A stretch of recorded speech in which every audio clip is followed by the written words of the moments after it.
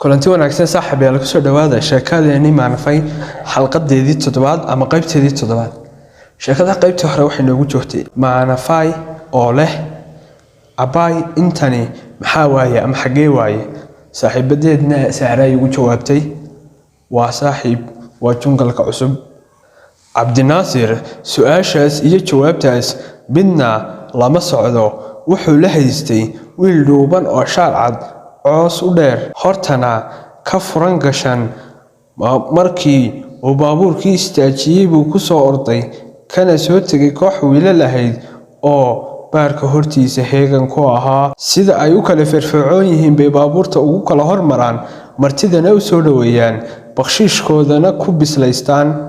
Intuu si xishmad iyo ilbaxnimo ku jirto daaqadii wadaha xigay u soo hanqaloocsaday ayuu cod gaaban oo la moodo in uu gabadha ka qarinayo ku weydiiyay, ma kuraas baad rabtaan mise geedaha hoostooda? Geedaha nagee? Cabdinaasir baa ugu jawaabay cod aan kiisii ka dheerayn. Markuu codkiisii maqlay buu intuu gartay ku yiri waa yahay Cabdinaasir. Naasirna markaasuu intuu si fiican u eegay ogaaday in uu yahay yaryarkii ay meesha hore isugu barteen. Markaasuu ku yiri haa ilaa ninku waa Faarax yare. Faarax geed wanaagsan nagee? Faarax intuu tilmaam bixiyay buu baabuurkii hor orday. Cabdinaasir oo dalyaqaal ahina fatuuradiisii buu intuu nalkii u gaabiyay la daba galay sidii hal maqaar loo sido ama dayuurad garoon ciriiri ah ku soo degtay oo bartii ay qotonsan lahayd loo hagayo.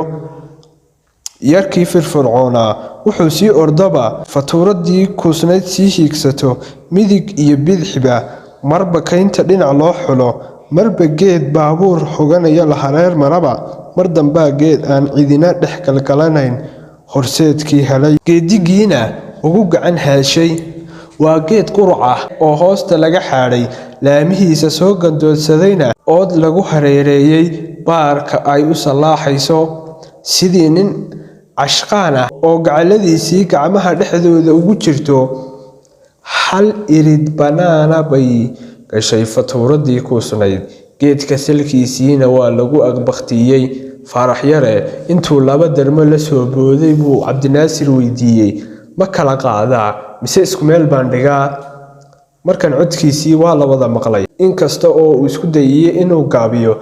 Sahra intay Cabdinaasir jawaabtii ka boobtay bay ku tiri isku meel noo dhig aboobe, wax la kala qaadayana ma jiraane. Markay intaas tiri bay maana xaggeedii fiirisay sidii iyadoo ugu laab qaboojinaysa. Waxba ha cabsan saaxiib, anigaa kula joogee. Faarax intuu darmihii horgufay oo meel cusub ku kala bixiyay ayuu Cabdinaasir isa soo ag istaagay. Markaasuu dhagta waxa uu wax ugu sheegay, kadibna orod buu cagaha wax ka dayay. Markii baabuurkii laga soo degay ee darmooyinkii xaggoodii loo wada dhaqaaqay ayuu maanafay wadnuhu xoog u badbooday. Markii hore way diiday in ay gaariga ka soo degto, si dhib leh baa looga soo dejiyay laguna soo daadiyay sidii ilmo caruur ah. Hadda waaye waa kana kawaankii lagu saari lahaa ee caawada dhan lagu soo waday, ayay iskula hadashay si hoose ah. Intay istaagtay bay afarta gees eegtay. Cabsi hor leh ayaa ku dhalatay markay aragtay mugdiga ku meersan, madmadowga meel kasta ka soo muuqda, gudcurka lagu soo dhuuntay, geedka la hoos galay, gogasha dhulka la dhigay. Adaale awada waa la sayaa sacab haddaan wax ku jirin maxaa habeenkii la tuba? Tafadal maana soo dhawo abaaye. Axmed baa isagoo dirinta u tilmaamaya ku yiri maanafay oo cagataalaynaysa kana biyadiisan in ay fariisato gogasha saaxiibteed uga hormartay. Maana way ismartiyeynaysaa miyaa? Cabdinaasir oo kabaha furfuranaya baa ka daba yiri, waan ka xumahay in aan baabuur ciriiri ah ku soo saarnay ee lugaha kugu soo urqeen. Darmooyinkii iyo dhulkan fidsan waxaa loogu talagalay in lagu jimicsado ee baabuurka daalkiisii laga nasto. Ka waran hawagadiskan maana maxaa ka leedahay? Ma ka helaysaa? Waxay ku siigatay in ay runteeda u sheegto oo tiraahdo ma ka helin mana joogayo ee muslim haddii aad tihiin mar lee minankayga igeeya. Mase orane iyadoo reer magaalnimada ilaalinaysa ayay afkubaasi ku tiri iyadoo sii fiirinaysa haa way fiican tahay, laakiin maxaa waaye mugdigan aan waxba la arkayn? Horta maxay geedaha fiyuus u hoos dhigi waayeen sahra ka daba tiri way keeni lahaayeen aniga elephanius uma baahnin axmed baa ku kaftamay waayo waxaan ogaa in ay maanafay iftiin noogu filan tahay iyadu waxay leedahay waa mugdi laakiin intayada kale mugdina lama aha nuurkeedan wax ku arkaynaa soo maaha maana waxay damacday inay ammaantaas buunbuuniska ah ku jiro jawaab ka celiso laakiinse markii ay xusuusteeda oraah ku habboon degdeg ugu deeqi weyday way iska tiri waa mahadsan tahay cabaar baa lasii wadwaday kaftankii maana lagu maaweelinayay loogana dal lahaa in ay jawiga la qabsato cashaduna u dhadhanto iyadoon weli laga bixin ayuu soo dhacay Faarax Yare oo xiimaya 6 saxan oo istul saaran buu dhulka dhigay waa suxuun balbalaaran oo siin ah markii la kala qaadqaaday waxay noqdeen 3 maran mid bariis ku jiro mid hilib dhayla ah ka buuxo iyo mid ansalaato ah xabad taraqa oo Cabdinaasir shiday ayaa suuro gelisay in la wada arko waxa ku jira Faarax Yare intuu iska diyay buu intii suxuunta la kala guraayay soo dhigtay isagoo sida laba dhalo biyo ah iyo saabuun biyihii buu Axmed maana ugu faraxlay Cabdinaasirna Sahra kadibna intay ka daba faraxasheen uu cashadii gacanta la wada galay iyagoo isku yuuraynaya bisado markay hilibka uriyeen ku soo qamaamay maana way iska taataabanaysa mooyee si dhab ah uma cashayn inkastoo Axmed ku dadaalayay in ay wuxuun cunto markii cashadii laga faraxashtay xaashiyihii Faarax Yarena keenay la ismariyay ayuu damcay Cabdinaasir in ay isaga iyo gabadhiisu delintooda gaariga shishadiisa dhageystaan iyagoo marmarsiyo reer magaalnimo ku baxaya labada kalena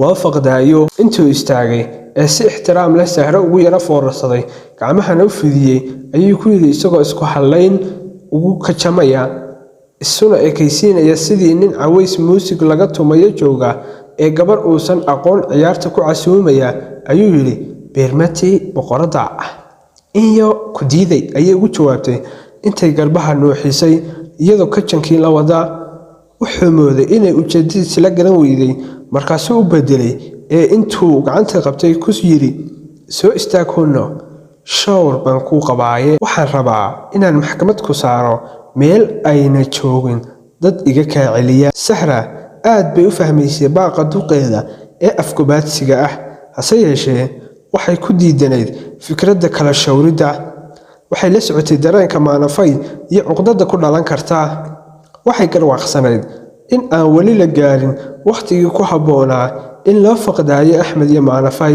Axmed qudhiisu uu la qabay dareenkaas intii Cabdinaasir gacantii uu hayay ma hay'tii kala soo qabsatay ayay ku tiri soo fariiso adeer caawa shawr waa la diiday markii afka sidaas ka lahayd gacantiisa ay haysana farbay hoos u mudaysay wuu gartay qandhuftaas inay tahay baaq ay ula jeedo ma waalan tahay miyaad beedadinaysaa yarta martida ah ee aan wali jawiga la qabsan waayo aragnimadana lahayn intuu garaystay buu gabadhiisii mar labaad soo dhinac fariistay isagoo maanafay maqashiinaya haddii la ii diiday nin la diido uma horeyn waan iska dulqaadanayaa oo haddana intuu maana jalaacay raaciyay soo saas maaha maana mise abaalkeedaan mariyaa saaxiibtaa hadday igu caasiyowday micna ma leh ka qallee markan maana kaftankii ayay uga qayb gashay intaas waayahay warkaagaa jira madaxaagan ku dhaafayaa caawa anigoo dhan adaana xukumee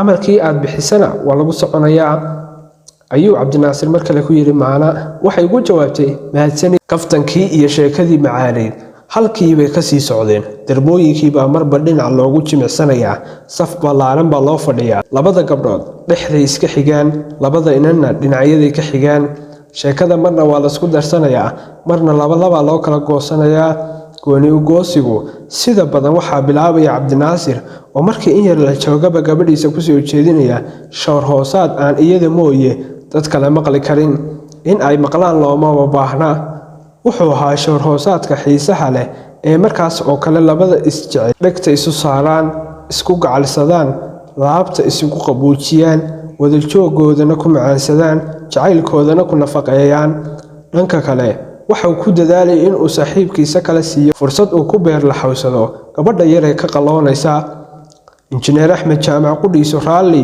iyo nus buu ka ahaa shawrkaas lagala sii jeesanayo wuxuu u qaadanayay fahmayay mid isaga loogu daraynayo jawi habboonna loogu diyaarinayo loogu faqdaynayo isaga iyo bocorta barbar fadhida. markay sii jeestaanba waxa uu fasiranayaa in ay isaga la hadlayaan ay leeyihiin shaqayso nacasihow annagu wax cusub isu sheegi mayne adigan kuu faqdaynaynaye ha iska dhumin fursadda dahabiga ah ee aan kuu soo mari doonin dib dambe haddii ay hadda marin habowdo xirxiro xarkihii aad ku soo dabi lahayd qalbiga curdanka ah ee Maanafay. Axmed dadaal kuma yarayn laba dhinacba wuu u dadaalayaa. dhinac wuxuu u dadaalayaa in uu xuso ama sheego sheekooyinka gabadha nooca xiise gelin kara iyo ereyada qalbigeeda raadka ku reebi kara. dhinaca kalena wuxuu ugu dadaalayaa in uu isagu muujiyo nin khiyaar ah oo aan ahayn shabeellaagood habeen dhexmadoon ah, nin degan dantiisuna ahayn waxyaabaha iyadu cuqdada ka qaban karto. caadadii hablaha kula dhaqmi jiray habeenkaas wuu bedelay. wuxuu la dhaqmay sidii ilmo carruur ah oo uu ciyaarinayo ereyo culus iyo arrimo waaweynna ka ilaalinayo. wuu soo dedejin jiray burburinta gidaarka qallada iyo ismartiyeenta ee u dhaxaysa isaga iyo gabadha ay isku cusub yihiin. wuxuu isku ekaysiin jiray dadka aan waxba danayn, waxba isdhibin, waxba kala jeclayn, wax waliba la sahlan yihiin, caadi la yihiin, hadday sideer u dhacaan iyo hadday sida kale u dhacaanba. hadalka iyo hawsha wuxuu badin jiray hawsha, gacantiisu way madax bannaanaan jirtay, xornimo buuxda ayuu siin jiray. wuxuu u fasixi jiray in gabadha jirkeeda ku falaasho, tijaabo ka qaado, marba meeshii laga soo celin waayo ku falaado, meeshii ka sii jeedatana ugu sii rug doorsato. gacantiisu sida badan socdaalkeeda sahanka ah waxay ka bilowdaa sacabka gabadha ee soo xiga jirkiisa. intuu sheeko macaan u saaro ayuu labada sacab isdulligaa. hadday keeda la baxdo waxa uu qaataa digniin hore iyo deyro bilowgeed. hadday halkiisa ku daysatana wuxuu u fasiraa waxba kama qabay ha cabsoon.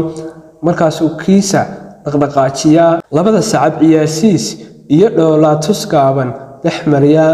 waayarka korontada ee koobtaas ka dhashana marka uu labadaba korkooda diiriyo dareemana inay intii hore isaga dhow yihiin ayuu sacabkiisu bilaabaa inuu gacanteeda kor u sii raaco. markay ka dhammaantana meelo kale oo istiraatiiji ah uga sii gudbo, isagoo si xiise leh u sii mushaaxaya maxadooyinka qaarkoodna ku sii nasanaya. sacabkaas sahankaahi socdaalkiisa kama soo laabto ilaa uu gabadha garbaheeda la soo wareego ee cududeeda shishe soo cantoobiyo, jirkeeda oo dhanna soo janjeeriyo. waxaa ku xigta daymo ilqabad leh iyo dhunkasho gaaban oo tijaabo ah. haddii ay intaas oo dhan haah ugu jawaabto waxa uu u biisaa dhunkashooyinka gaagaaban ilaa ay isu bedelaan tub dheer oo la isla darandooriyo. halkaasoo gabadhu ka bilaawdo in ay hawsha dhankeeda ka tiiriso. barbarkay ka baxdaaba waa bakala galeen. gidaarkii qallada ee u dhaxeeyey halkaasuu ku dhalaalaa sidii baraf qorax la dhigay. ninkii sidaas u dhaqmi jiray caawa waxa u muuqdaa nin kale. waa kaa sida jentalmaannimada ah u fadhiya. waa kaas madaxu ku xanuunay siduu ugu fiirsanayay hadalka uu oranayo, u kala shaandhaynayay ereyada af Soomaaliga, una alifayay sheeko soo jiita gabadhan aan caadiga ahayn, una raadinayay dunta afkeeda. afkiisa iyo adinkiisaba wuu ilaalinayay. ereygii ka soo baxaba dib buu u miisaamayay. wejigiisa uu maqaar saarayay, milicsigiisana u macaaninayay, keedana macnihiisa u akhrinayay. sacabkiisii sahanka u soo bisoon jiray wuxuu amar adag ku siiyey in uusan habeenkaas isdhaqaajin. wuxuu aaminsanaa in nin kastaa gabar kasta haye ka keeni karo haddii uu garto sida laysula eegto ereyga ku habboon, wakhtiga ku habboon iyo meesha ku habboon. axmed isbedel weyn ayaa ku dhacay habeenkaas. isaga qudhiisu waa uu isla yaabanaa. talow maxay kugu akhriday qoftani? maxay uga duwan tahay kuwii hore? muxuu yahay xishoodka aan caadiga ahayn ee kugu abuurtay? maxay tahay qadarintan xaddhaafka ee cabsida weyn? goormaa qadarinta intaas la eg siin jirtay gabar uu shukaansi aad u hor fadhido? goormuu ujeedadiisa jidkaas dheer u soo mari jiray? dhibaato kasta ha mare dhab ahaan wuu ku guulaystay inuu maalin jawiga ogolaysiiyo, maskaxdeedana cabsidii badnayd ka saaro. inkastoo arrimaha uu kala hadlayay aysan waxba hoos uga dhaadhicin sheeko guud iyo ereyo maaweelis ah. marar badan bay ereyadaas xiisaha leh ku ilooweysay dareenkii qalada iyo meeshii cabsida leh ee ay fadhido. laakiinse in yar kadibba intay soo gacatay isku dhahaysay kadibna uu maqlayay iyadoo leh yaa khayma baxayno wadahaye dhowr jeer la basanbasi marba saxanka loo bedel markii dambase Axmed baa garab siiyay ee yiri nakaciya hadaba maana wadahinaye cawshada halka inoogu jirtay kulan dimi salaam calaykum